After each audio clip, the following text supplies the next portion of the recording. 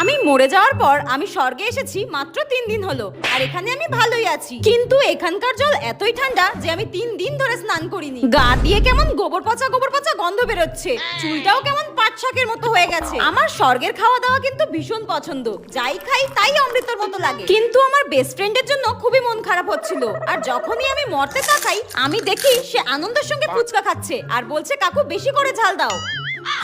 কি নির্লজ্জ মেয়ে রে বাবা, আমি মরেছি মাত্র 3 দিন হলো আর এর মধ্যেই আমার বেস্ট ফ্রেন্ড ফুচকা খেলছে। তুই দেখবি মরার পর শাকচুন্নি হয়ে নরকেই পচে মরবি। যাই হোক, সেদিন হঠাৎ স্বর্গে আমার সুমির সঙ্গে দেখা, আর আমি ওকে জিজ্ঞাসা করলাম কি রে, আমি তো স্বর্গে এসেছি, তুই নরকে যাচ্ছিস কেন?